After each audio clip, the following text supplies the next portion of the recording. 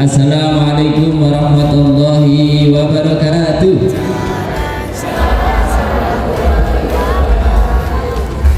Bismillahirrahmanirrahim. Alhamdulillahirabbil alamin wa bihi nasta'in ala umuri dunya waddin. Wassalatu wassalamu ala asrafil anbiya'i wal mursalin wa ala alihi wa sahbihi ajma'in. Rabbi shrah li sadri wa yassir li amri wahlul 'uqdatam min lisani yafqahu qawli, amma ba'du. Yang terhormat Kepala SDIT Ulama Ketua Purworejo Ibu Sukini SPD beserta segenap Dewan Guru, karyawan-karyawati SDIT Ulama Ketua Purworejo. Yang kami hormati Bapak Ibu, orang tua, wali, calon siswa-siswi SDIT Ulama Ketua Purworejo tahun pelajaran 2023-2024. Yang kami hormati tim dari Puskesmas Purworejo, yang kami hormati Ustadzah Hani Fauziah LC MEI selaku pembicara kita, dan Bapak Ibu hadirin wal hadirat yang dirahmati Allah. Assalamualaikum warahmatullahi wabarakatuh. Nah, ini visi-visi kami, yaitu untuk visinya mewujudkan generasi yang bertakwa, berbudi, berprestasi, dan berwawasan lingkungan. Insya Allah ini kami harapkan anak-anak kami dan semuanya bukan hanya memiliki wawasan yang luas, tapi beriman juga dan mencintai lingkungan. Kemudian untuk misinya ada 8 misi. Dihafalkan ya Bapak Ibu? Oke, monggo dimaos. Ini visi-misi kami. Kesempatan kami untuk menyampaikan perlunya kebiasaan dari di rumah, kemudian juga di sekolah, tentang perilaku bersih dan sehat. Ya, dan secara khusus Bapak Ibu memang kami menyampaikan yang berhubungan dengan imunisasi, karena memang banyak sekali program imunisasi yang otomatis akan menyasar untuk anak-anak SD. Bismillahirrahmanirrahim. Assalamualaikum warahmatullahi wabarakatuh. Alhamdulillah, senang sekali pada siang hari ini bisa bertemu dengan Bapak Ibu semuanya, ya, yang insya Allah jadi wali kelas 1 ya di tahun ini, insya Allah. Ini yang di sini putra yang keberapa? Ada yang putra pertamanya yang kelas 1 ini? Boleh tunjuk tangan dong? Masya Allah, banyak ya. Yang merupakan anak keduanya? Anak ketiga? Keempat? Kelima? Oh, Masya Allah. Ya, Alhamdulillah ya. Pasti bagi yang pertama kali memasukkan anaknya ke sekolah dasar ada rasa campur aduk ya Bu ya. Wah, ternyata bayi aku sekarang sudah SD, bener gak Bu? Ya, kok cepet banget ya. Bagi yang kedua mungkin ada perasaan seperti itu ya, tapi udah pernah. Bagi yang ketiga mungkin wah udah pernah ya, tapi tetap ada kok cepet banget ya. Saya juga sama mungkin ya, kita seumuran ya. Saya perkenalkan diri dulu mungkin ya, yang baru bertemu. Saya Hani Fauziah. Saya punya anak yang sekolah di sini kelas 5. Saya pindahan dari Bogor, Ibu Bapak ya. Saya punya 4 orang anak ya, masih kecil-kecil. Insya Allah ibu-ibu semuanya pada hari ini kita akan sama-sama belajar ya, buat saya sendiri dan juga buat kita semua tentang ayah bunda. Nih judul yang diberikan dari sekolah nih ya, ayah bunda hebat antarkan aku sukses dunia akhirat. Nah, ibu bapak mau nggak anaknya sukses? Mau ya. Kenapa di sekolah ini diantaranya kan pengen sukses ya? Ya, terima kasih ibu guru ya. Alhamdulillah ya. Sukses itu apa sih?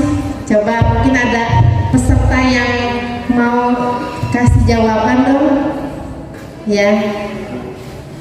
Tunjuk tangan. Apa ditunjuk? Biar gak ngantuk ibu bapaknya. Boleh, sukses itu apa sih? Nah, saya harus berdiri nih biar gak ngantuk ya. Ada yang mau kasih jawaban nggak? Mungkin dari bapak. Nah, bapak ini kan kowam ya, pemimpin. Bapak yang di depan, monggo mungkin yang kacamata Pak. Sukses itu apa Pak bagi anak?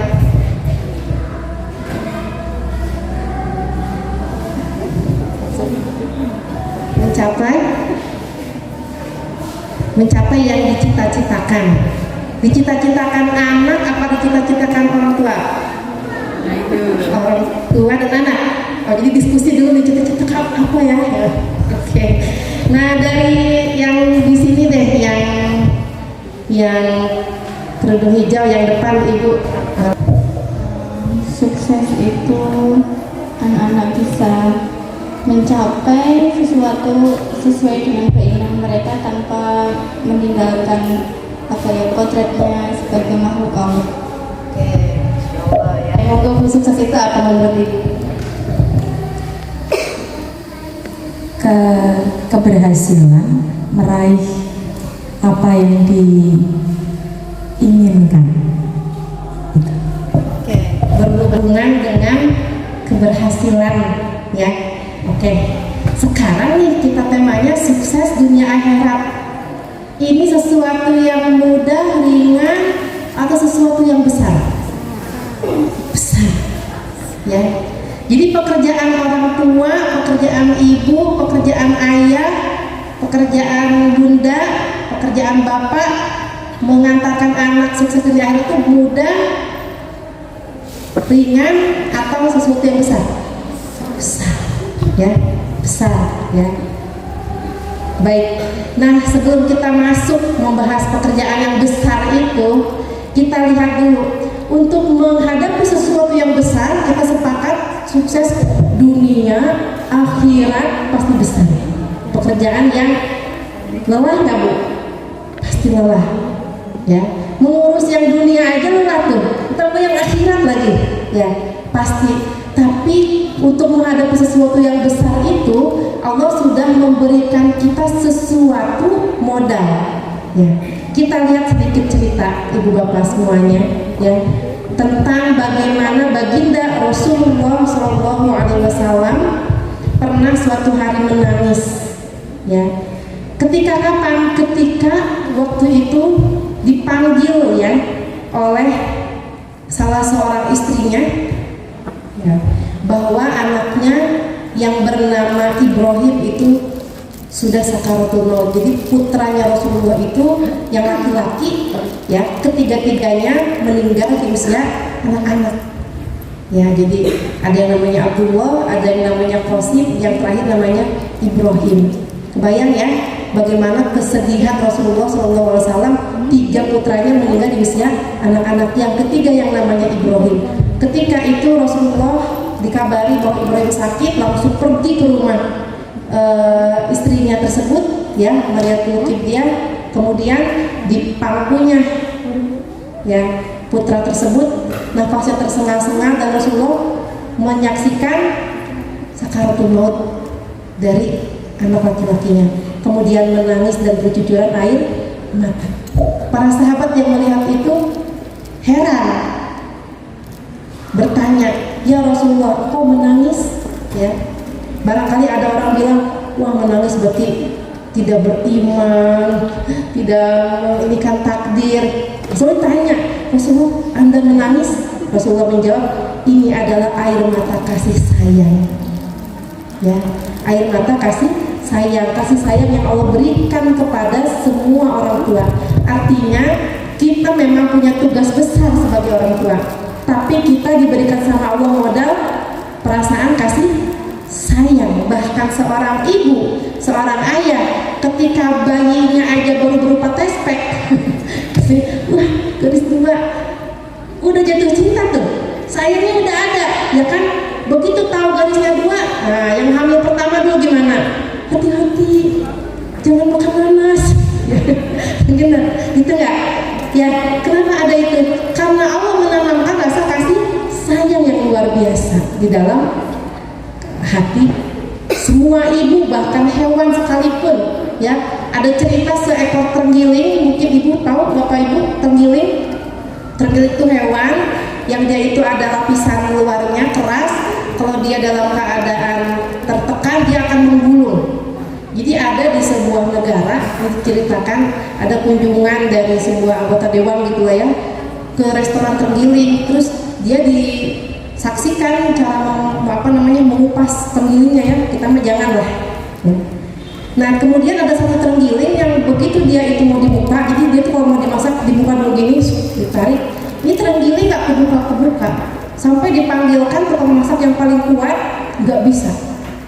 Jadi si tukang masaknya udah malu nih, kok ini nggak bisa gitu ya, gitu. Malu, akhirnya dibanting terenggiling itu biar kebuka, enggak tuh masih gini, ya. Sampai kemudian karena dia udah terlanjur malu ya, yang masaknya kok nggak berhasil gitu di depan customernya membuka terenggiling ya. Akhirnya dia taruh di atas panggangan, terenggiling mau tambah kenceng, ya tambah kenceng gitu, tambah bulat, tambah menutup diri. Padahal biasanya terenggiling yang lain kalau ditaruh di atas api pasti kebuka gitu. Dia gini langsung gini. Ini enggak, dia tetap begini. Wah, jangan-jangan ini terenggiling emang gak layak makan katanya gitu. Ini dibuang ke samping restoran. Ini kisah nyata.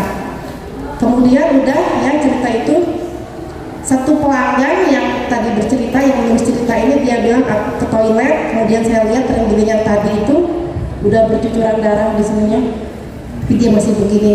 Setelah sekian lama dia balik dari toilet, ternyata terenggilingnya membuka gini, pelan-pelan dia buka, ternyata ini udah bercucuran darah. Kenapa dia menggumpal gini? Di dalamnya itu, di sininya ada anaknya. Luar biasa tuh seorang orang tua ketika dia melindungi anaknya sampai kayak gitu. Itu seekor terenggiling yang gak belajar ilmu parenting, enggak ya, mana ada ya, dia gak belajar ilmu mengasihi anak, enggak. Itu semua adalah naluri fitrah yang Allah kasih ke dalam hati kita. Jadi kita itu punya rasa kasih sayang bukan karena kita hebat, bukan karena kita kita orang hebat, bukan, karena Allah memberikan kasih sayang di hati qulubil mu'minin, di dalam hati orang-orang beriman, bahkan yang tidak beriman sekalipun hati kasih sayang pada anaknya ada. Nah, kita punya modal ini, modal kasih sayang ya yang Allah berikan kepada kita. Ya, dan sudah di dalam Al-Qur'an juga banyak ayat yang menyebutkan tentang bahwa kecintaan kepada anak-anak itu merupakan sebuah fitrah yang ada. Ya, ini sebuah modal untuk mendidik. Lalu kok kenapa ya kita ini kan sayang gitu, tapi begitu menghadapi anak sendiri tiba-tiba kesabaran kita kadang-kadang berubah menjadi setipis bulu. Oke, anak 1 tahun kita sabar banget lah, baik. 2 tahun, 3 tahun, 4 tahun, 5 tahun, 6 tahun, 7 tahun dia mulai punya pendapat sendiri, mulai punya pikiran sendiri. Kemudian kadang kesabaran kita menipis. Padahal sama anak tetangga kita baik banget. Nah, kenapa sih bisa kayak gitu? Ya kan? Nah, sekarang sebelum kita masuk ya kepada definisi tadi sukses dunia akhirat yang mau kita antarkan, tadi sudah dikasih tahu tuh jawabannya ya. Sukses itu adalah mencapai sesuatu yang direncanakan, yang dicita-citakan, yang udah kita rancang. Nah, kalau ukurannya dunia akhirat, berarti kita lihat sukses dalam pandangan Islam itu seperti apa sih? Ini akan kita antarkan. Ternyata ada di dalam doa yang sering kita baca, Bapak Ibu, ya. Doa ini sering dan udah hafal. Allahumma inna nas'aluka, ya Allah kami minta salamatan fiddin. Sukses dunia akhirat adalah yang pertama mempunyai keselamatan dalam beragama. Artinya kita beragama dengan baik. Betul nggak? Ibu bapak pengen begitu kan? Ya, makanya sekolah di sini, sekolah di IT diantaranya untuk mendukung fitrah anak-anak supaya agamanya selamat. Ya, penting ya. Lebih penting selamat agama atau pintar membaca? Wah, bingung nih. Dua-duanya penting ya. Tapi ada anak, saya pada waktu pekan lalu mengisi di sebuah acara, isinya adalah komunitas kaum difabel, ya. Masya Allah tuh, itu anak-anak orang tuanya udah gak mikir anakku bisa baca gak, anakku bisa hidup sehari-hari dengan normal dan dia bisa mengenal Allah, itu aja. Kenapa? Karena anak difabel, untuk bicara aja dia sulit, ya, untuk bergerak aja sulit. Masya Allah. Ternyata memang yang paling penting dari kehidupan seorang anak adalah dia mempunyai imunitas, yaitu keselamatan di dalam agamanya. Tahu ya Bapak Ibu bagaimana kondisi sekarang di akhir zaman ini, ya, mungkin membuat ibu dagdikduk, gimana nih, tambah kesini kok tambah menakutkan. Ya. Yang pertama salamatan fid din, yang kedua wa'afiyatan fil jasad. Ya. Agama juga memandang perlu yang namanya kesehatan dalam fisik, benar nggak? Ya. Kita ingin anak kita udah pinter, anak kita udah solihah, tapi sakit terus, nggak bisa berangkat sekolah, nggak bisa kemana-mana. Ini juga nggak mau. Kita doa yang kedua, mempunyai kesehatan jasad. Yang ketiga waziyadatan fil ilmi, yaitu adanya ilmu yang selalu bertambah. Tapi bukan sekadar bertambah ilmu ya yang kita mau kan, ya nggak Bu? Bertambah ilmu, bertambah dekat dengan Allah. Karena rugi banget orang yang bertambah ilmu, tapi dia nggak bertambah dekat dengan Allah. Dikatakan oleh baginda Rasulullah, barang siapa yang bertambah ilmunya, tetapi ilmu tidak menambah orang yang dekat sama Allah, maka dia hanya akan tambah jauh dari Allah. Dia tambah sombong, aku hebat, aku, tapi tidak bertambah takwa. Kita nggak mau kan anak kita begitu ya. Nah, kemudian apalagi yang berikutnya, wabarakatan fil rizq. Harapan kita anak-anak kita mempunyai rezeki yang berkah ke depannya, benar nggak? Jadi bukan soal kerjanya jadi apa, ya kan? Aku pengen, karena aku dari dulu cita-citaku pengen jadi TNI, maka anakku jadi TNI. Tidak, mesti kadang anak punya jalan sendiri. Ya, yang kita doakan adalah dia punya jalan rezeki yang berkah, apapun pekerjaan dia. Ya. Kemudian yang berikutnya, wa taubatan qablal maut. Ingat sama akhiratnya tuh. Penting banget adalah orang itu sukses. Ya, sukses akhirat adalah orang yang sempat bertobat sebelum diambil nyawa sama Allah, sebelum bertemu dengan Allah. Ini penting. Ya.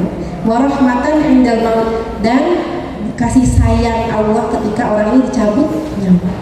Kita juga kan cita-cita kita ini ya, cita-cita kita ini ada 10 di sini, 10 dalam satu doa. Ya. Wa maghfiratan ba'dal maut, dan setelah kita meninggal, setelah anak kita meninggal, diampuni sama Allah. Yang berikutnya, Allahumma hawwin alaina fi sakaratul maut. Kita diberikan, anak-anak kita diberikan sakaratul maut yang ringan, yang mudah. Itu sukses tuh.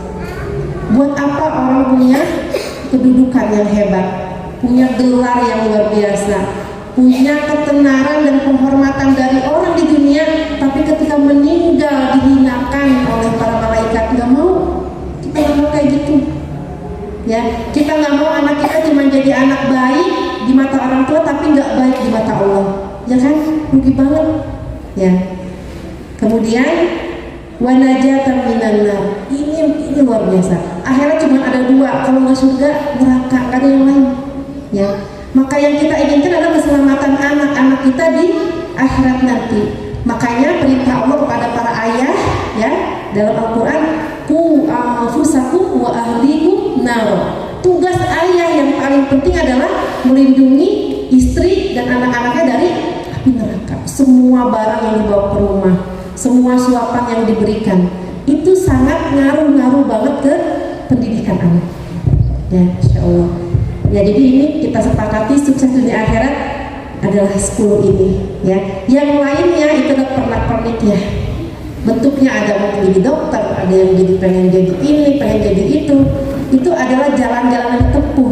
Tapi ketika meninggal, apakah Allah tanya, kamu dulu apa? S1, S2, S3, apa udah PPG? Enggak ditanya begitu, ya, enggak ditanya begitu. Ya, itu jalan rezeki aja, ya, kayak itu jalan rezeki aja. Nah, sekarang kita masuk ya, Bapak Ibu, kaidah-kaidah dasarnya. Ini saya ambil dari kitab. Ya. Yang pertama Bapak Ibu, tadi kita melihat tugas itu Yang pertama langkah kita dilakukan adalah kita meyakini dulu bahwa yang namanya pendidikan anak itu berhubungan dengan taufik dari Allah. Coba kita lihat bagaimana kisahnya Nabi Nuh. Nabi Nuh seorang nabi loh, kurang apa? Ya, seorang nabi berdakwah 950 tahun, tapi istri dan anaknya yang bernama Kan'an sampai air laut naik menenggelamkan bumi. Ketika itu Kan'an dipanggil, Kan'an, ayolah beriman sama Allah. Padahal nabi loh, ya, beriman sama Allah. Tapi kata Kan'an apa? Aku akan naik ila jabal ya'simuni minal ma. Aku mau naik gunung aja ya. Kalau aku naik gunung aku selamat. Logikanya gitu. Saking nggak mau beriman. Coba kalau itu terjadi zaman sekarang, mungkin udah jadi viral. Seorang nabi anaknya tidak beriman. Ada apa ya? Ya kan? Tapi Allah udah begitu, nggak memandang gagal ente Nabi Nuh. Enggak, ketika Nabi Nuh manggil anaknya, Kan'an, anakku, naiklah ke perahu, berimanlah supaya kau selamat. Kan'an nggak mau. Kemudian Allah nggak menghina Nuh, gagal ente mendidik anak. Enggak, Allah nggak bilang kayak gitu. Allah bilang, ya, innahu laisa min ahli. Sudah wahai Nuh, dia bukan keluargamu, bukan ahlimu, karena tidak beriman. Masya Allah, ya. Artinya kita yakini dulu pertama kali sebelum mendidik bahwa anak kita jadi baik, jadi soleh bukan karena hebatnya kita. Anak kita kemudian mungkin ada yang dia menguji kita dengan kreativitasnya yang tinggi gitu ya. Yang di luar kok yang ini nurut, yang ini bisa diarahkan, kok yang ini enggak? Bukan karena ini aku gagal, aku ibu yang jelek, aku enggak kayak gitu, enggak. Ya, pertama kali kita tanamkan taufik dari Allah. Anak bisa baik, taufik dari Allah. Makanya yang pertama kali kita minta saat kita mendidik anak adalah gini. Ya, makanya senjata yang Allah berikan kepada para ibu adalah lisan. Benar nggak? Ibu-ibu ini, masya Allah, Allah kasih senjata namanya lidah, yang dimana lidah ibu berdoa maka anak kun fayakun, jadilah. Benar. Ya Allah, aku nggak sanggup deh, pusing banget ngurusin anak kayak gini, susah banget ternyata ya Allah. Aku udah belajar ini. Tenang, kita masih punya lidah berdoa. Ya, anak kita tuh masih panjang Bu. Anak umur 7 tahun, 8 tahun, 10 tahun masih main dia mulu, gimana nih aku stres. Dia masih punya waktu. Saya pernah diceritakan ya, ada anak yang dulunya ketika kecil disebut sama teman-temannya raja game katanya. Raja game karena dia jago main berbagai jenis game. Tapi sekarang masya Allah udah solid banget, baik banget. Saya tanya, ini gimana sih, kan dulu ini dia raja game kok bisa jadi begini? Diapain? Ibu saya itu katanya cuma lulusan SD, bahkan SD aja nggak lulus. Terus bagaimana? Ibu saya selalu berdoa dan berdoa. Itu yang dikerjakan ibunya, berdoa dan selalu yakin sama Allah. Ini anak yang raja kan. Suatu saat, masya Allah, sekarang udah besar, udah berubah banget. Jadi kita tidak ada kata terlambat Bu, ya, tidak ada kata terlambat. Kita minta taufik dari Allah. Ya, taufik kita pasti taufik itu kita mengajukan proposal, kita mengajukan permintaan, Allah menerimanya, Allah meng-ACC. Maka ajukanlah yang sering, benar nggak? Ya, ibu-ibu, bapak-bapak kalau mau mengajukan proposal aja, ya gagal, tahun depan ajukan lagi, kan gitu. Ya. Kalau kita tiap hari. Yang kedua, kita harus meyakini bahwa waktu waktu itu merupakan bagian dari solusi. Jadi mendidik anak itu nggak kayak gini, jangan dibuang sampah di tempatnya, buangnya tempatnya, jangan buang sembarangan. Kita kasih tahu hari ini ya, misalkan, nah jangan buang sampah di sembarangan dong, tuh tempatnya kan ada, tuh dekat tuh, terus dia bawa pakai kaki, atau tuh yang anak saya cowok Bu, anak saya laki-laki 3, perempuan 1. gitu ya, lempar. Jangan, begini nih, tuh kayak gitu naruh sampah. Apakah kemudian setelah dikasih tahu besoknya anak langsung baik? Enggak kan? 1 bulan apakah dia langsung disiplin bersampah? Enggak. Mungkin perlu ratusan bahkan ribuan kali. Bahkan kadang kita ngasih tahu ke anak waktu umur 7 tahun, mungkin dia baru nerapin pas umur 10 tahun. Oh ternyata iya ya, main game itu nggak baik buat aku, ya kan? Jadi memang pendidikan itu butuh waktu, butuh nafas panjang, kita butuh sabar. Jadi mungkin ya, saya sebagai ibu, kata-kata yang sering keluar, tuh kan udah Umi bilangin, nggak kayak gitu, kenapa sih diulangi lagi? Coba ibu ada yang merasa familiar dengan kata-kata itu? Ya, kan Umi udah bilang, nggak begitu, kalau udah azan tuh langsung masjid. Tapi besok diulangi lagi nggak? Perlu waktu yang sabar. Kemudian harus saling, ayah dan ibu. Masya Allah, ini saya berikan apresiasi para ayah ya yang hadir di sini, karena biasanya kalau saya ngisi parenting ayahnya minimalis ya, ini alhamdulillah sepertiga lah, Masya Allah ya. Nah ini perlu kerjasama ayah dan ibu ya, karena pendidikan ini seperti sebuah kendaraan ya. Di situ ada supirnya, kalau supirnya ayah dan ibu duduk sebelahan. Kalau berantem, oh bingung nih ya.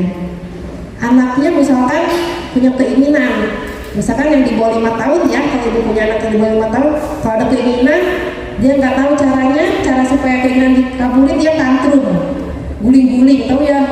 Ibu ada yang anaknya begitu, oh pokoknya mau sekarang, gitu ya, guling-guling, nangis. Ibunya udah belajar parenting, ilmu tantrum gimana, ditungguin, gak usah dipenuhin, karena kalau anak tantrum begitu dipenuhin, dia punya pola, oh aku kalau punya keinginan aku guling-guling pasti dipenuhin. Ibunya udah belajar, ibunya duduk aja gini, ya udah ibu tunggu, kan gitu caranya. Ya udah ibu tunggu, gak usah dibilang jangan nangis. Saya sering dengar ya di lingkungan saya, kalau anak nangis dibilang gini, meneng gitu. Coba bagus nggak tuh nangis disuruh diem? Coba kalau bapak atau ibu lagi sedih nangis, terus kata suaminya gini, bu menang bu, masa nggak mau kan? Jadi namanya kita punya perasaan itu diterima. Nah ibunya udah belajar nih, anaknya nangis nggak disuruh diem, biarin aja. Iya ibu tahu kamu sedih, ibu tahu kamu pengen miksu kan? Anak saya dari kemarin soalnya minta terus gitu. Miksu itu mantri, ya udah deh gitu ya. Bapaknya belum belajar parenting. Mama gimana sih anak nangis kok? Sini sama ayah aja, ayo kita jajan. Gagal nggak tuh? Gagal. Jadi perlu 2 orang ya. Oke, di rumahku bukan cuma 2 orang dewasanya, ada simbah. Berarti simbahnya juga harus dikomunikasikan. Saya sering isi parenting dan ternyata ayah ibunya udah kompak. Simbahnya, aduh butuh aku, orang tua kok kayak gitu aja gak dipenuhi. Nah ini juga perlu ya. Jadi kalau di rumahnya lebih banyak orang dewasa yang harus dikerjasamai gitu. Kalau cuma 2 orang berarti ayah ibu. Kalau ada simbahnya berarti mbahnya juga pelan-pelan dikasih tahu. Kalau misalkan ada asisten yang bantu di rumah ya, yang bantu kerjaan di rumah, diberitahu juga. Jangan sungkan bu. Saya sama yang suka megangin anak ya. Kalau pas saya ngajar dia yang jaga. Kadang saya dapetin dia meneng gitu. Bu, kalau anak saya nangis nggak usah disuruh diem, nggak apa-apa. Ya, kadang orang nggak enakan. Ya, jadi perlu kerjasama, perlu ilmu bu. Ya, ibarat kita mau masuk pintu, rumah itu ada pintunya. Sebenarnya pintu itu kan ada kuncinya. Ya, kunci itu didapat dengan belajar. Ketika kita punya kunci, oh ada pintu, buka.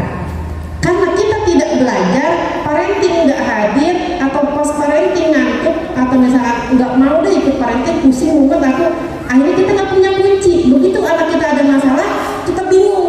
Pintunya ada, tapi kuncinya nggak punya. Akhirnya ya sebisa-bisanya. Akhirnya kita yang keluar kalimatnya apa? Anak kita dihadapi dengan kata, pokoknya kata ayah begini, Pokoknya kalau kamu nggak mau nurut, ayo nggak mau beliin jajan. Ampuh saat itu. Tapi kalimat pokoknya ini menunjukkan bahwa kita dalam keadaan frustasi, kita nggak punya kunci untuk membuka komunikasi ke dia. Keluarlah kalimat pamungkas pokoknya, itu adalah menunjukkan kita kurang ilmu. Kalau terjadi sering ini berulang, berarti kita harus belajar, ya. Karena bahasa anak itu ada ilmunya, ya. Mungkin kalau bapak guru di sekolah SD yang ngajar TK, belajar tuh bagaimana berkomunikasi ke anak, ya kan? Kayak mandi aja, nyuruh mandi aja, kan itu ilmu sederhana ya. Ada yang anak yang susah mandi ya, nunggu maghrib gitu, nunggu azan berkumandang dia baru lari. Nah, terus kita bilang, ayo cepat mandi, masa nungguin azan? Nggak mempan. Ternyata ada ilmunya. Kalau misalnya anak kecil kayak guru TK, ya, kata Kak Seto, ya Bapak Ibu mungkin tahu ya Kak Seto, gimana caranya nyuruh mandi yang menyenangkan? Kalau yang masih umur 7 tahun ke bawah, ajak nyanyi aja, ayo kita mandi gitu ya, langsung lari kan, gitu. Ada ilmunya. Ya kalau anak besar ada ilmunya. Kemudian ya, pentingnya menjaga suasana yang tenang di rumah. Ini penting banget buat perkembangan anak. Ya, kalau suasana di rumah, bapak ibu tegang, masih sering cekcok, sering berantem, kira-kira apakah bisa menumbuhkan tumbuhan yang baik? Bisa aja kalau Allah berkehendak ya, kan taufik. Tapi sulit buat si anak itu untuk tumbuh dengan baik. Gitu. Kayak tanaman kita taruh di bawah badai hujan, mati dia. Maka penting banget kita nih sebagai orang dewasa yang ada di rumah mengendalikan ini. Ya. Kemudian, nah ini juga penting, kita harus memahami sarana-sarana apa saja yang perlu kita gunakan, ya, dan berbagai cara-cara apa saja yang bisa kita lakukan untuk mendidik. Ya. Nah, sebelum itu kita harus pahami, kita mungkin sering dengar ya, anak adalah kertas kosong katanya. Warnailah dengan warna kesukaanmu. Tapi dalam Islam bukan begitu. Anak bukan kertas kosong. Anak adalah sesuatu yang sudah Allah install di dalamnya, namanya fitrah. Fitrah. Ya. Buktinya apa? Buktinya banyak. Ya. Anak ketika dia sedih, bayi aja haus, bagaimana? Nangis. Berarti dia belum kosong. Kenapa dia nangis? Nangis bayi di Amerika, di Afrika, sama di Gandegan tempat saya tinggal, atau di sini di Purworejo, nangisnya sama atau beda? Afrika, gitu nggak ya? Sama aja, nangis sama, itu fitrah, semuanya sama. Lapar nangis, ini bayi. Ketika udah besar, sedih, anak fitrahnya menangis. Anak yang menangis ketika dia sedih berarti sehat. Dalam ilmu psikologi gitu. Anak yang ketika sedih bisa mengekspresikan sedihnya berarti ibunya mendidik dia dengan cara fitrah. Tapi begitu anak itu sering, jangan nangis, kamu cowok, jangan nangis, hanya dia menahan. Kalau ada orang nangis, anak-anak nangis dulu, tertahan, berarti dia penuh tekanan, itu PR. Berarti dia sering dimarahin ketika nangis. Apa bahayanya? Bahaya. Kami di pondok punya santri yang dia motong ini, bunuh diri, mau bunuh diri, cuman gak jadi ya. Gak jadi alhamdulillah. Udah gitu dia mau minum apa tuh cairan. Anaknya baik. Ketika ditanya, kenapa gitu? Kamu kenapa? Apa yang kamu rasakan? Dia nggak bisa menjelaskan. Kamu sedih? Dia nggak tahu. Oh, ini perasaan aku nggak enak. Jadi dia karena emosinya dimatikan dari kecil, selalu diajak kalau nangis disuruh berpikir logika. Akhirnya perasaannya mati. Kumpul. Coba anak laki-laki dibilang, kamu laki-laki jangan nangis, padahal dia sedih nih. Yang betul bagaimana penanganannya? Kamu nangis, kamu sedih ya. Apa yang membuat kamu sedih? Itu mainanku diambil tuh, teman aku diambil. Oh, kamu nggak suka ya? Kita terima. Kalau anak dilarang lagi, kamu jangan nangis, tumbuh jadi laki-laki dewasa kan. Kemudian dia jadi ayah. dia punya istri. Seorang istri perempuan mengomunikasikan bahasa dengan air mata, betul nggak Pak?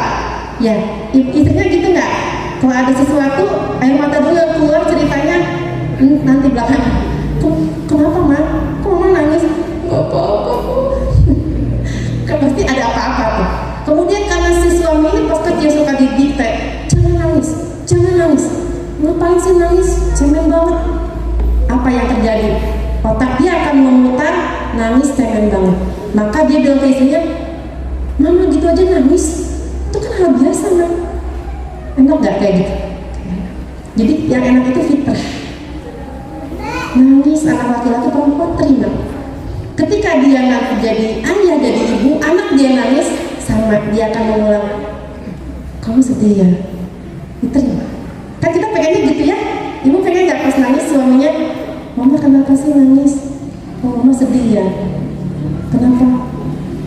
Oh warisannya hilang, diambil temennya ya. Walaupun digituin aja, walaupun uangnya tetap hilang, ya. Tapi enak gak?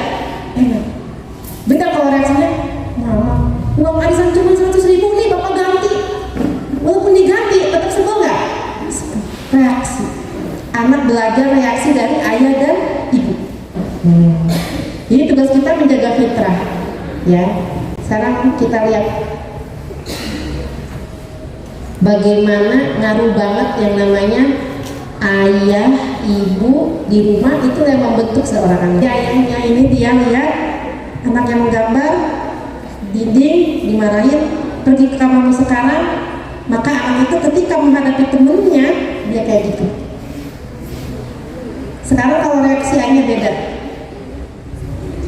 Oh ini kamu udah coret-coret, dihapus ya. Kamu menggambar di kertas. Ketika temennya ngelakuin sesuatu yang dia nggak suka, dia juga merespon seperti itu, ya. Jadi respon anak itu fotokopian dari kita, Bapak Ibu. Jadi sebetulnya Allah udah kasih cara yang mudah. Kalau kita pengen anak kita kayak gimana, ya itulah yang kita lakukan ke dia. Setelah dia, ya, pengaruh banget. Jadi kita itu sangat pengaruh. Ya anak itu betul-betul peniru. Jadi kalau ibu bapak ngamatin anak di rumah, anak kita cara marahnya ke temennya, cara marahnya ke adiknya nggak jauh-jauh dari bagaimana cara kita marah. Saya sering mengamati gitu. Anak-anak tetangga sering main di rumah, ini persis ibunya nih kalau marah, ini bapaknya. Begitu, ya. Dia belajar dari kita, ya. Dia akan belajar dari kita, ya. Bagaimana dia menolong orang, bagaimana dia menghormati orang, bagaimana ayahnya, ibunya kalau lagi kamu lagi gak enak perasaannya, itulah yang akan dia tiru. Kita pun sama, kita pun meniru dari orang tua kita. Yang paling pertama dia lihat adalah yang paling sering dia lihat, itulah kita di rumah. Nah, maka kita konsep ini kita tanam dulu nih, mendidik itu, mendidik anak ya, dimulai dari mendidik diri kita sendiri. Karena kita yang akan di copy paste sama mereka. Karena kita yang akan ditiru. Bukan ibu guru ditiru ya, bu guru ditiru. Tapi yang paling banyak terkait emosinya, bagaimana ketika marahnya, itu adalah diri kita. Karena kalau ketemu bu guru dalam keadaan otaknya otak belajar, ya, otak sadar. Tapi kalau dengan kita sering anak-anak berada di dalam otak alam bawah sadar, dan itu yang lebih banyak masuk, gitu. Jadi anak itu akan kelihatan, oh ini anakku nih kalau marah kayak gini. Jadi didiklah hawa nafsu kita dulu, ya. Dan kita otomatis mau gak mau ya harus jadi lebih baik gitu. Mungkin kita temperamen ketika kita udah punya anak, ketika anak kita udah lebih besar lagi, kita mulai turunin. Mungkin kita gampang baper, misalkan ibu-ibu, ketika di hadapan anak itu udah kita rem gitu, ya. Jadi tidak diperlihatkan di depan anak-anak, ya. Ini dimulai dari penjagaan akidah kita. Jadi kalau kita temanya hari ini tentang mengenalkan Allah, mengenalkan akidah yang baik kepada anak-anak, dimulai dari sifat-sifat kita dulu supaya jadi contoh, ya. Kita ingin anak kita jadi orang yang bersyukur, maka kita pun tunjukkan itu dalam keseharian. Seorang istri bersyukur pada pemberian suami, ya. Seorang suami bersyukur dengan istrinya.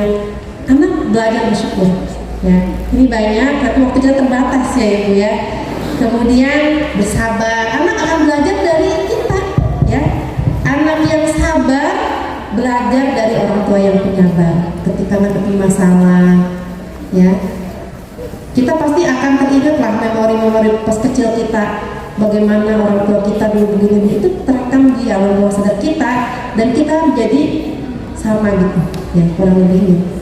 Dan lain-lain ya terkait akidah ini, ya. Bagaimana memenuhi janji, ya, kita punya janji sama anak, kita penuhi. Kalau kita tidak bisa penuhi, minta maaf, jangan malu minta maaf sama anak, karena anak akan belajar itu juga. Oh, aku harus memenuhi janji, ya, dan lain-lain.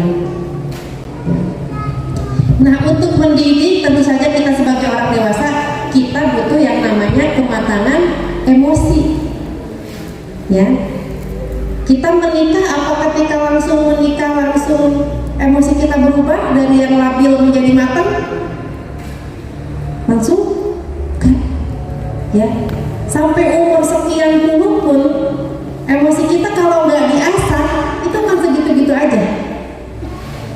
Nah, ketika punya anak, yang namanya anak itu emosinya bagaimana? Emosi anak polanya adalah EAP, yaitu emosi, oh aku marah, langsung dia aksi, banting-banting, tendang-tendang, pokoknya aku nggak mau, pokoknya aku mau berangkat sekarang, ini hujan, nggak mau. Dia yang penting aksi juga keluar, baru habis itu mikir, pas keluar ternyata hujan, gitu ya.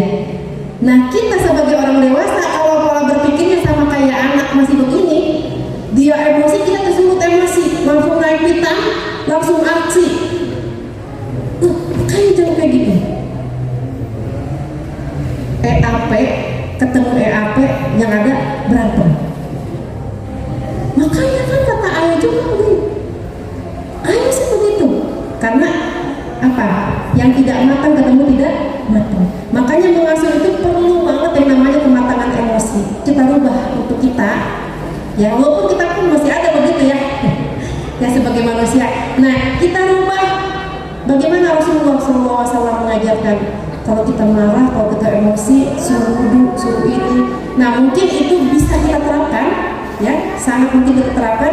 Dan setiap orang punya cara untuk mengendalikan emosinya dulu. Nah, ya, maka kita rubah yang kita EAP tadi, kita rubah menjadi emosi muncul. Pasti kita punya emosi lah, ya kan? Sebagai manusia normal kita punya emosi. Emosi muncul, lalu kita bagaimana? Kalau kita emosi muncul, pikir, aku marah banget. Anak ini udah berbohong, anak ini udah mencuri. Apakah langsung aksi? Jangan. Sebagai orang dewasa kita pikir, kira-kira apa ya yang paling pas buat membuat dia paham. Ya perlu latihan, ya, karena nggak bisa orang itu aslinya dari EAP ke EPA, itu perlu latihan. Gimana ya cara memahamkan dia bahwa itu tuh perbuatan dia buruk gitu. Nah, itu perlu pikir. Habis itu baru aksi. Oke, kalau begitu kamu begini-begini. Nah, jadi gitu. Teorinya mudah, prakteknya mudah apa susah? Perlu latihan berkali-kali. Jangan bilang susah, karena kita itu, kata Allah, kita ini tergantung prasangka kita. Kalau kita bilang susah, bisa. Insya Allah bisa. Ada kok bapak ibu yang berhasil begini, ada. Ya, saya pernah melihat sendiri keluarga yang seperti itu. Dia berhasil, bapak ibunya masih muda tapi matang banget emosinya. Ketika ngadepin anak, selalu dia dingin banget kepalanya. Bisa. Orang lain bisa, kenapa harus kita bisa? Oh, gitu ya. Orang lain bisa, kita juga insya Allah bisa dengan latihan.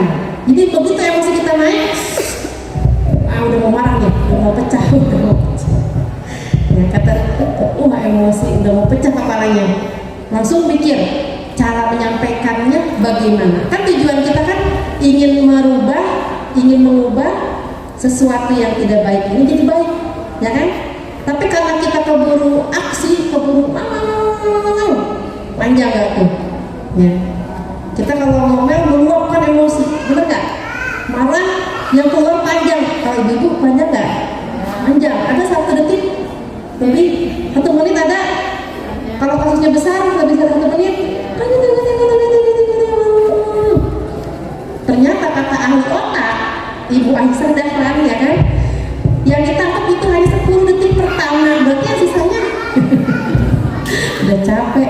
Jadi yang kita perlu pikir gimana caranya itu supaya sampai yang kita mau, kan gitu. Pendidikan itu adalah menyampaikan apa yang kita mau supaya anak paham apa yang kita mau, ya kan? Teorinya kan begitu. Pendidikan adalah menyampaikan apa yang kita harapkan dari anak supaya anak melakukan apa yang kita harapkan, kan gitu. Tapi kita seringnya gagal mengkomunikasikan apa yang kita harapkan sehingga anak tidak ngerti maksud ibu lakuinnya apa. Kita gini, wah anaknya nggak belajar, padahal dia nggak ngerti pelajaran. Diajak belajar, besoknya PTS, anaknya nggak belajar, yang udah punya anak SD ya, ya kan? Anaknya main pulang malam, udah ngantuk belum belajar. Ada yang gitu bu, anaknya bu. Saya punya anak laki-laki ya kayak gitu juga. Kemudian udah malam mau buka buku, ujiannya besok, buka bukunya malam, udah ngantuk, seharian main bola main sepeda, ngantuk nih. Gimana reaksi kita? Nah, yang kita ingin pahamkan kan supaya dia paham bahwa begitu itu merugikan diri dia. Tapi yang keluar apa? Kan mama bilang juga, makanya diulangi lagi terus besok ya, ulangi lagi besok kayak begitu ya. Apa yang tertanam di anak? Ulangi besok ya. Bener nggak? Otak kan gitu kan? Padahal yang kita mau adalah, mama pengen deh kamu kalau pas lagi ujian gini. Kita tahu sih teorinya gitu ya. Cuma pas emosi memuncak ya keluar kata-katanya lain di mulut, lain di hati. Kita pengen anak kita lebih mempersiapkan pelajaran, tapi yang keluar kan makanya gitu. Udah main bola aja terus besok tiap hari, jangan pulang malam aja. Jadi sering kebalik. Nah, bagaimana kita mengubah itu sehingga kata-kata yang keluar itu pas, ya? Oke. Nah ini sebenarnya banyak banget, ini bisa berseri-seri bu ya. Ternyata Allah, Islam memberikan tanggung jawab pendidikan kepada kita itu tidak hanya agama doang, enggak, banyak nih imannya. Karena anak itu ngebentuk kesananya tuh akhlak, ya, budi pekerti, sopan santun, dibentuk dari iman dulu, ya, dibentuk dari iman. Ya, moral, yang banyak fisik, akal dan sebagainya. Tapi kita nggak akan bahas ini semua pada hari ini, ya. Yang kita bahas adalah ternyata fenomena yang terjadi sekarang nih, ya, di Indonesia dan di negara-negara lain adalah fenomena namanya lazy parents, yaitu orang tua yang malas. Enggak kok, aku bekerja siang dan malam, aku nyuci baju dari sebelum subuh. Itu rajin betul. Rajin memang kita ya, rajin banget ya. Tapi yang dimaksud sini adalah malas mendidik anak, malas mendampingi anak. Ketika kita udah capek, ya, mungkin yang bekerja capek pulang ke rumah, pengennya kita istirahat, rebahan. Aduh ada WA apa ya, penting buka gitu ya. Anak kita nyamperin, mama tolong dong ini gimana sih, ma ini tolong dong. Ma, ada yang kecil lagi, ma cekokin aku dong. Ya, jadi kita harus bangkit, melawan kemalasan itu. Kita lagi lihat HP, lagi apa? Pa, aku pengen dong ceritain itu, teman aku tahu kisahnya sahabat itu, aku nggak tahu itu ceritanya bagaimana. Kamu cari aja di Google. Tenagaku sudah habis, ya. Ternyata mendampingi anak itu perlu rajin, sebagaimana kita rajin mengerjakan pekerjaan sehari-hari, kita juga perlu rajin untuk mendampingi anak, dan itu tidak mudah karena dalam sehari-hari aja kita udah lelah. Makanya kita minta sama Allah, ya Allah berikanlah aku kekuatan tambahan untuk bisa memberikan waktu yang lebih banyak buat anak-anak.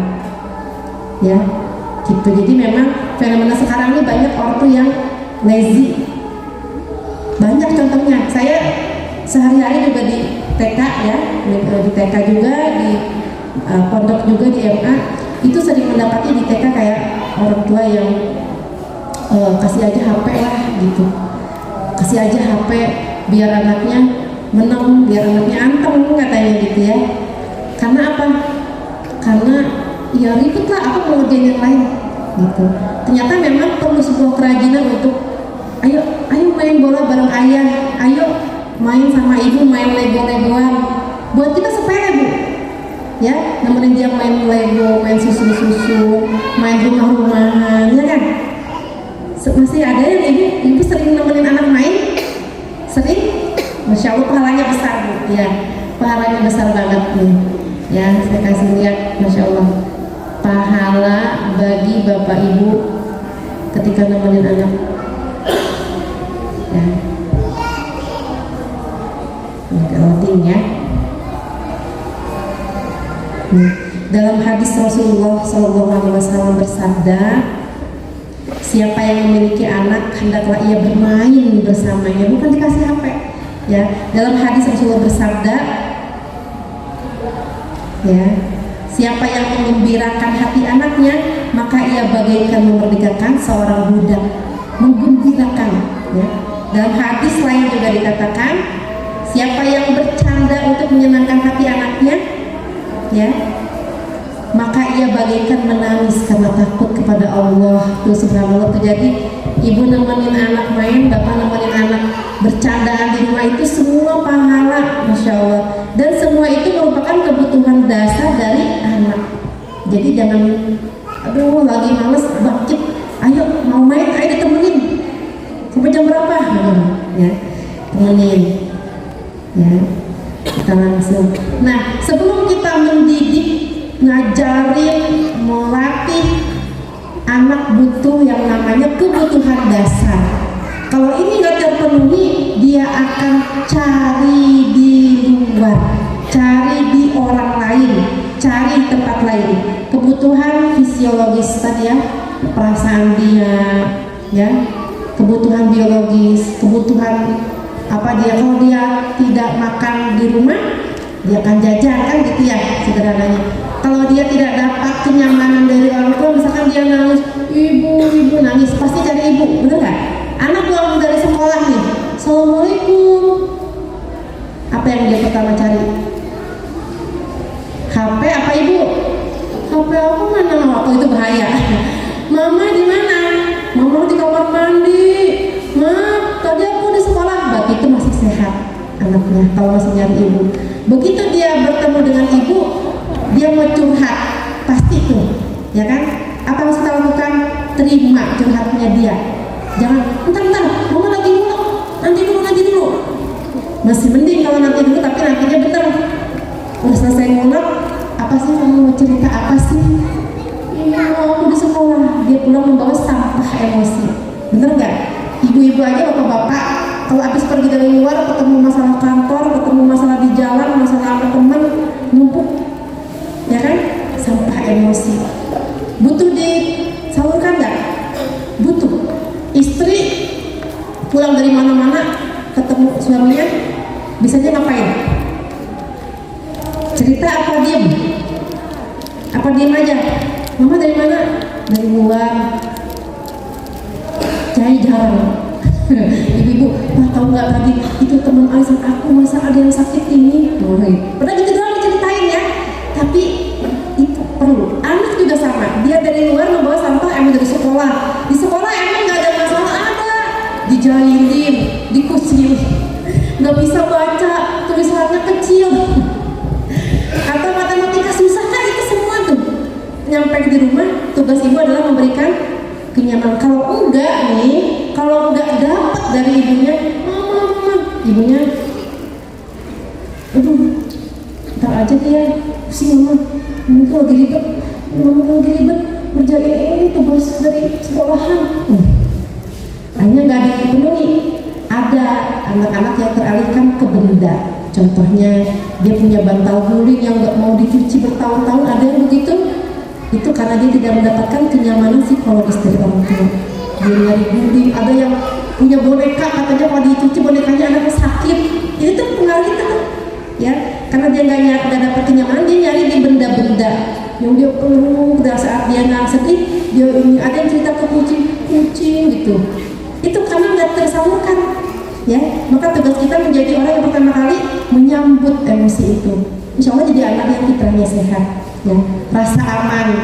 Coba aja kalau mati lampu atau petir, ya kan, anak-anak gimana tuh, yang kecil lari ke ibunya, ibunya juga takut ya, tapi anak lari ke ibu atau mama gitu kan. Itu fitrah, artinya anak itu begitu.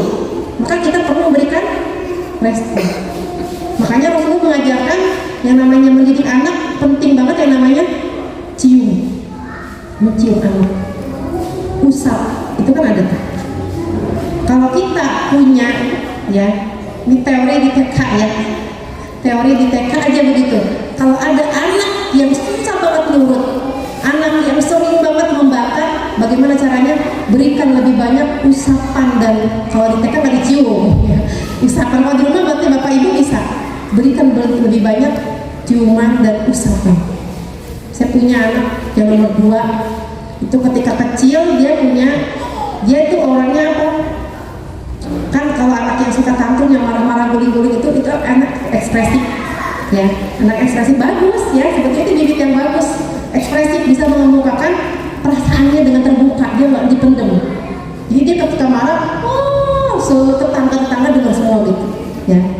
Tapi jangan malu, jangan, ya. Bagaimana caranya? Ya, berikan ketika dia udah tenang, ya, tunggu dia tenang dulu, jangan pas lagi ngamuk dipeluk. Udah tenang, gitu kan? Usah, peluk, sembuh, ya. Normalnya yang sehatnya ya, itu usia 7 tahun sudah tidak tantrum. Tapi kalau 7 tahun ke bawah masih tantrum, masih normal. Tapi kalau 7 tahun karena kita penanganannya salah, ketika ada dia minta penuhin, tambah kencang lagi, tambah besar, tantrumnya akan menjadi lebih variatif, gitu. Jadi harus betul penanganannya. Nah, ini berikan rasa aman. Nah, itu anak yang tantrum itu anak ekspresif, dia punya perasaan gak enak di hati, marah, kesal, tapi dia nggak tahu nama emosinya apa. Makanya mengomunikasikan dengan cara begitu, gitu. Maka berikan rasa aman, peluk, cium, ya. Berikan cinta. Ini kebutuhan dasar anak, ya. Kalau dia nggak dapat, dia akan nyari tempat lain. Contohnya, ibu tahu kenapa anak-anak suka game, bapak ibu, kenapa anak-anak suka game? Ya, saya kasih di sini ada slide-nya. Barangkali ada yang anaknya suka main game. Kenapa sih kok kita kalah saing sama dia ya? Ya nggak? Anak itu kalau udah sama game, dia seneng banget. Oke, mana tadi slide-nya? Dia seneng banget sama yang namanya game, anak-anak, karena kayaknya slide-nya. Ya, kenapa anak-anak lebih suka games daripada kita? Jadi kita harus belajar dari yang namanya si games ini, ya, karena dia mampu menaklukkan anak-anak, ya kan? Pertama, nih kita belajar dari games. Games itu tidak pernah marah-marah meskipun pemainnya kalah, bener nggak? Anda kalah, coba lagi, bener nggak? Kata games. Jadi dia merasa, oh, kalau aku gagal, aku tidak apa-apa, aku akan mencoba. Maka dia senang sama games. Tapi coba orang tua, dia gagal, dia hasilnya jelek, dia ngelakuin kesalahan. Tuh, aduh, aku main games aja deh. Jadi kita kalah saing pertama sama games karena games lebih ramah anak. Yang kedua, karena tampilannya menarik, bener nggak? Games itu begitu masuk, selamat datang, mungkin ya, saya nggak tahu sih. Selamat datang gitu di games ini, mungkin begitu ya. Kemudian menarik, ya nggak? Ditambah suara yang indah, ya. Ada lagu-lagunya, seneng. Begitu lihat bapaknya sama ibunya, aku games aja deh, lebih mengerti aku sama HP aja. Yang ketiga, suaranya keren, mengasihkan, maka kita belajar tuh dari games. Kita pakai bahasa yang enak gitu ya. Kemudian games suka memberi hadiah. Wah, Anda berhasil, dapat poin. Kita sering nggak? Nah, ya, memberikan hadiah sesuai dengan pencapaiannya. Yang terakhir, games itu selalu mengizinkan anak bermain sesuai dengan keinginan dan mencoba kemampuannya. Anak kita gini, "Mah, aku berani makan pedas." Jangan, nanti kamu sakit perut. Cabai itu tidak baik untuk anak-anak. Kalau games, coba aja, mau dia anak kecil mau gede ya, kalau bisa coba aja. Ada levelnya lebih tinggi, makanya anak cepat upgrade. Tapi kalau di dunia nyata, kenapa anak terupgrade? Kita sering mematahkan. Pedes, jangan, berbahaya. Ternyata pas dia itu, ternyata dia pencinta pedes seperti ibunya. Gak apa-apa, ya, gak apa-apa. Selama tidak membahayakan ya, levelnya gak membahayakan, tidak apa-apa. Jadi anak kita bisa berkembang lebih ya untuk mencoba berbagai hal.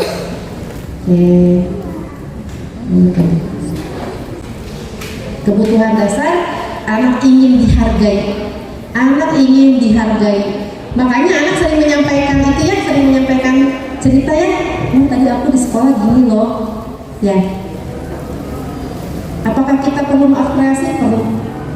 Wah, bagus banget tuh. Tapi jangan berlebih-lebihan.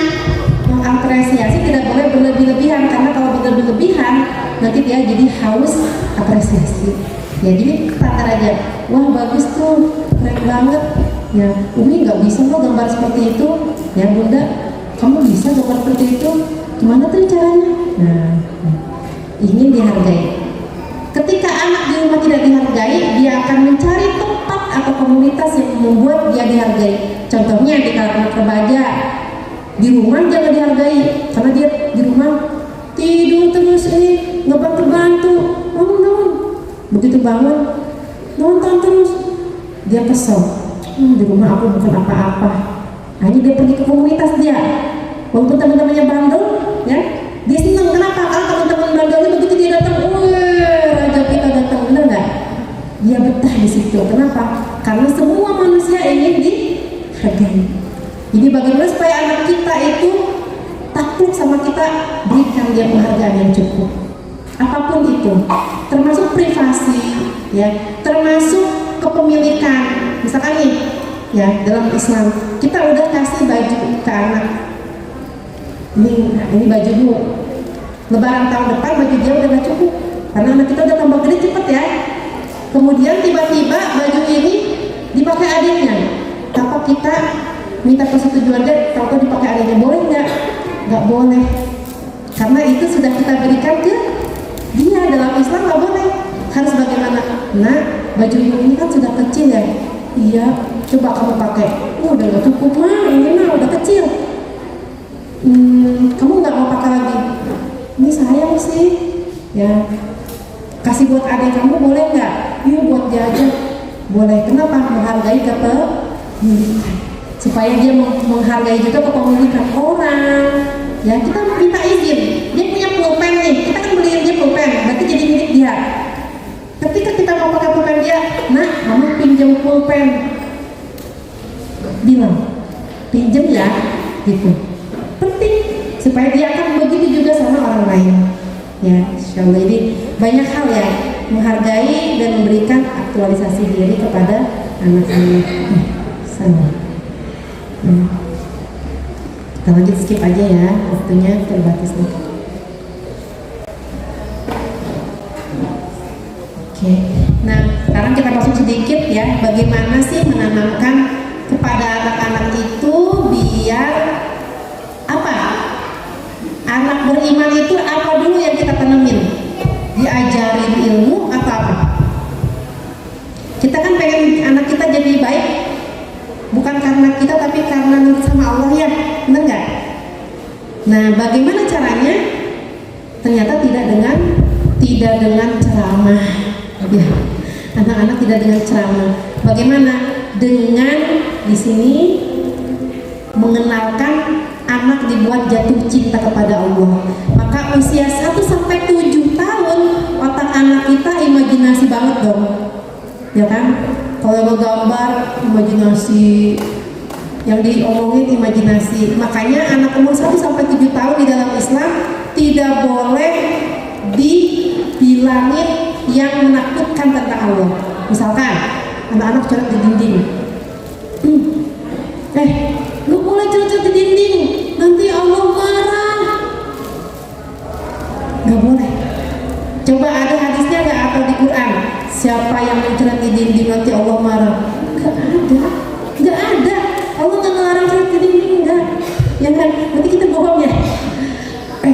Jangan begitu. Kamu gak boleh begitu, nanti dosa. Belum masuk. 7 tahun ke bawah belum masuk. Yang ada nanti muncul di anak, Allah itu jahat, Allah suka marah-marah, Allah itu serem banget, Allah itu galak, gitu. Jadi 1 sampai 7 tidak boleh dikenalkan yang begitu. Dikenalkan yang indah-indah, ya, yang bagus-bagus. Allah sayang, Allah memberi kita ini, Allah memberi kita mata, masya Allah gitu. Jadi kalau kita ringkas nih dari seluruh teori parenting Islam, apa sih kunci dari parenting? Ngobrol. Ya, kuncinya adalah ngobrol. Anak yang ngobrol, anak yang sering ngobrol sama orang tua, insya Allah tidak bermasalah. Tapi kalau anak udah nggak ngobrol sama orang tua, itulah yang masalah. Ya, ngobrol, dari ngobrol dulu masuk. Anak dikenalin sama Allah, Allah baik, Allah baik, Allah baik, Allah hebat, Allah sayang. Maka ketika 7 tahun fase anak disuruh sholat, ya kan? Kenapa? Karena fase 0 sampai 7 dia belajar tentang Allah itu baik. Setelah itu baru dikasih perintah. Nah, kamu tahu ya Allah baik banget sama kita. Iya. Maka sekarang kita bersyukur sama Allah dengan sholat. Seneng gak ngerjainnya dia? Seneng. Kenapa? Karena udah jatuh cinta sama yang nyuruh, ya kan? Tapi kalau yang dikenalinya, nanti Allah marah loh, dosa loh, awas loh dosa loh, kayak gitu. Takut, sebel, kesel. Disuruh di umur 7 tahun belum siap otaknya, yang tahu yang serem-serem neraka gitu. Awas loh neraka. 7 tahun disuruh sholat, ayo nak sholat. Islam itu banyak banget sih aturan, pusing. Allah itu nyuruh-nyuruh mulu gitu. Jadi beda banget ya. Yang namanya tanaman, ditanam itu dipupuk dulu, dulu. Begitu ditanam, siap tumbuh gitu. Ini nih PR kita nih, yang 7 tahun pertama udah lewat. Kalau udah lewat masih ada waktu. Kenalin Allah, bacain cerita tentang Allah itu. Makanya diantara salah satu sarana pendidikan adalah cerita. Ada yang sering tiap hari cerita di rumah, bacakan buku. Tapi yang dibaca jangan si kancil, mencuri ketimun, jangan.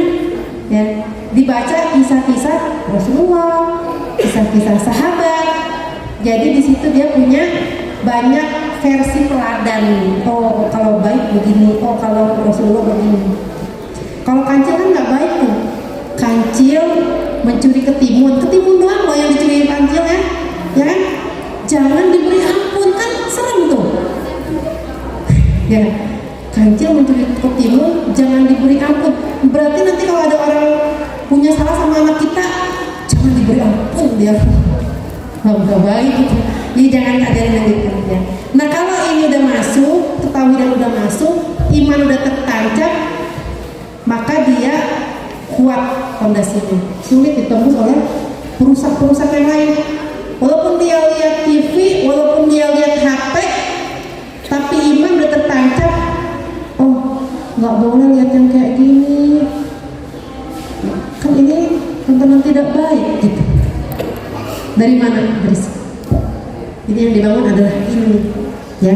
Itu memang tugas besar kita, yang membahasakan bahasa-bahasa keimanan, ya, yang cukup berat itu disampaikan ke anak-anak. Ya dengan bahasa sederhana, Allah sayang sama orang yang begini, Allah sayang, Allah memberi kita ini. Ya. Tapi kalau fondasi keimanan belum tertancap, terus dia masuk usia SD, di SD itu anak udah lebih berkembang dari pas TK ya. Pas TK ya buat nakal-nakalnya anak TK apa sih? Lalu ngompol. Kalau SD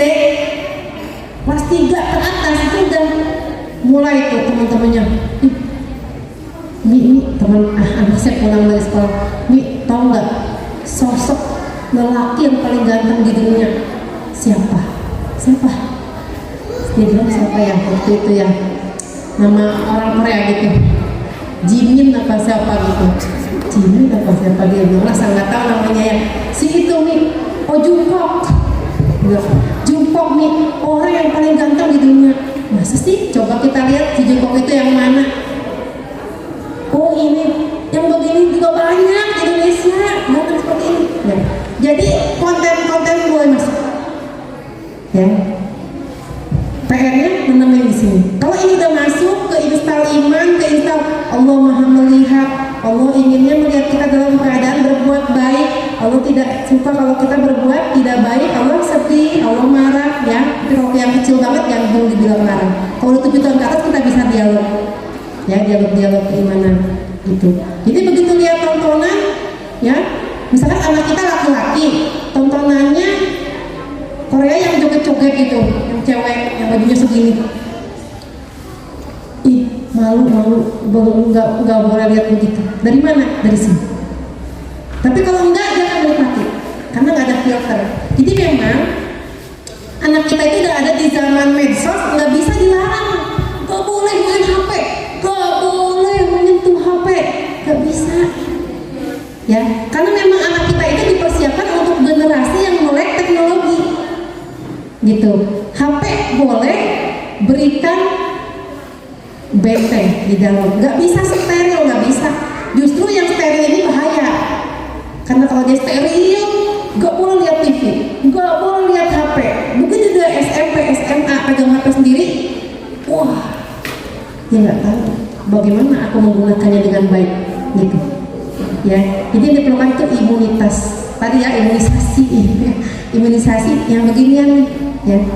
Oh ini nggak baik konten begini. Makanya anak nonton perlu didampingi. Umi kita nonton sih, ini kan belum anak-anak. Iya dong, Umi pengen lihat. Kok dia kayak gitu sih? Kayak itu kan nggak baik ya. Begitu katanya ya, dengan pendidikan begitu. Jadi kalau anak nonton, bapak ibu ikut nonton. Tapi harus kita ajarin yang begini tidak baik dan diwaktuin ya, dibatasi gitu. Ya. Oke lah ya, karena waktu juga sudah sore banget, Masya Allah. Saya nggak panjang-panjang ya, saya tidak berpanjang kalam ya, kurang lebih itu saya sampaikan yang terakhirnya.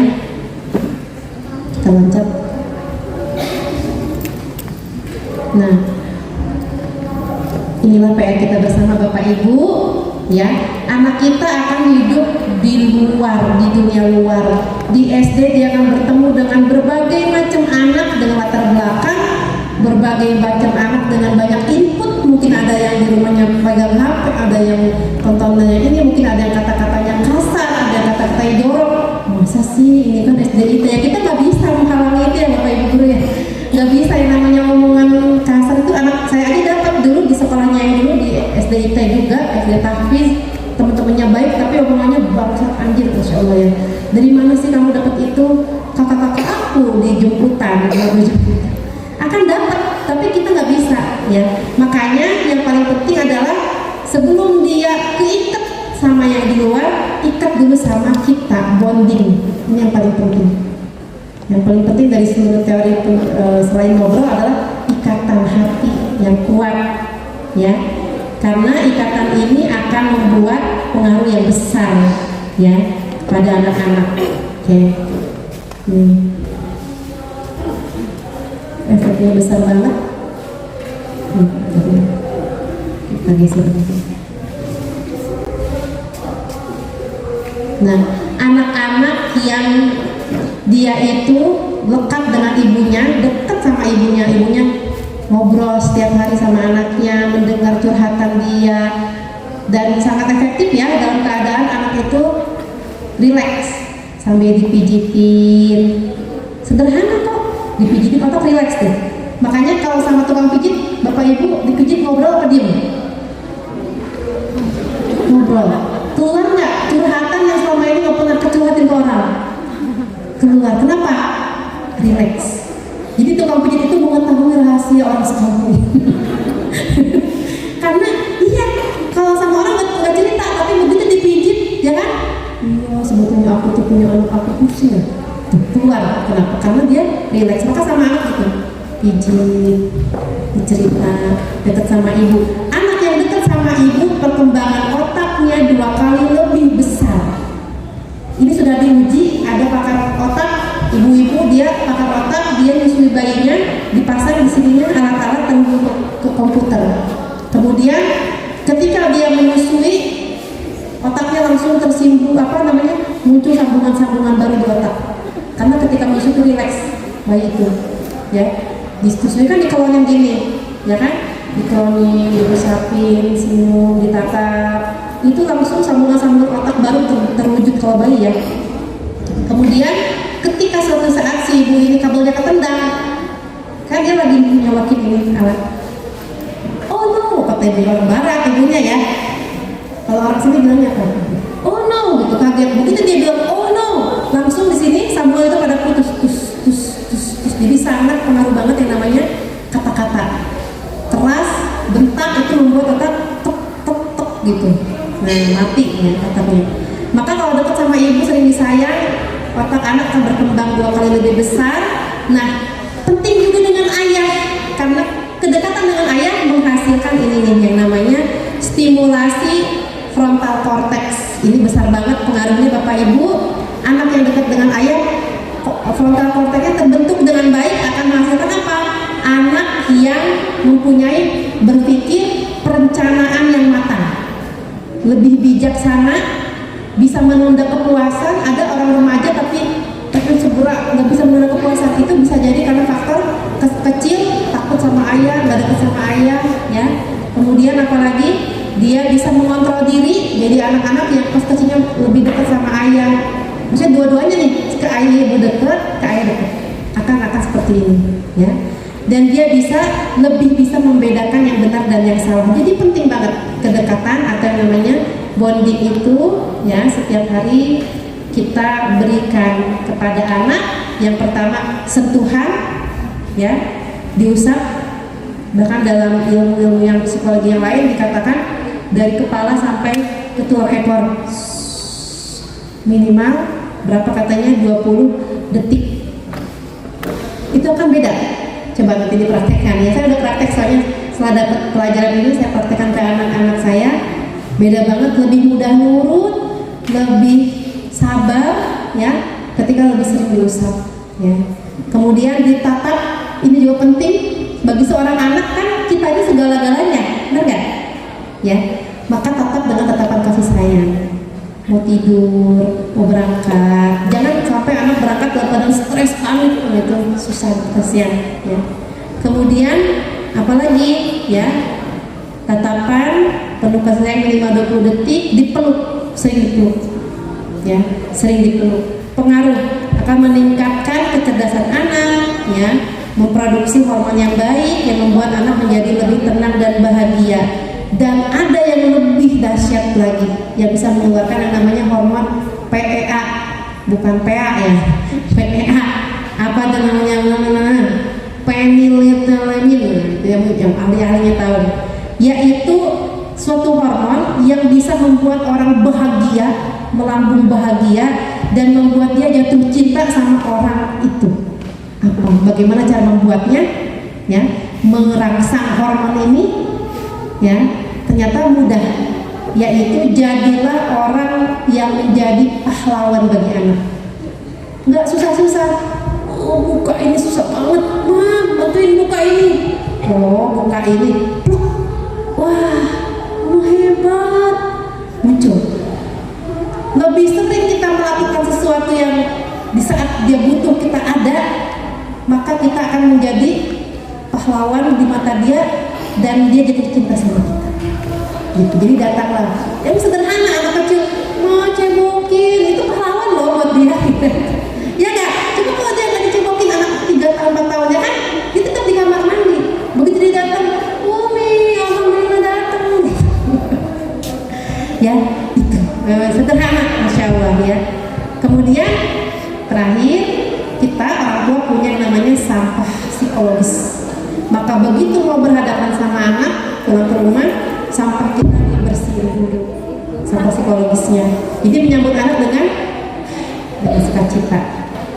Bapak bisa mungkin mandi dulu, ibu tahu ayahnya dari kantor dengan membawa masalah, nah bapak lagi istirahat dulu, nanti setengah jam lagi, biar ya, supaya nanti ayahnya menyambut dengan udah fresh. Yang paling penting dari kita semua adalah kita pasrahkan kepada Allah, ya. Semua kita berikhtiar. Mungkin itu saja dari saya, tidak panjang kalam. Astagfirullah wa lakum. Assalamualaikum warahmatullahi wabarakatuh. Waalaikumsalam warahmatullahi wabarakatuh. Terima kasih jazakallahu khair. Dan untuk teman di sore hari ini, mari kita duduk bersama-sama dengan baca hamdalah dan doa penutup majelis. Alhamdulillahirabbil alamin. Subhanakallahumma wa bihamdika asyhadu an la ilaha illa anta astaghfiruka wa atubu ilaik. Dari kami cukup sekian, kurang lebih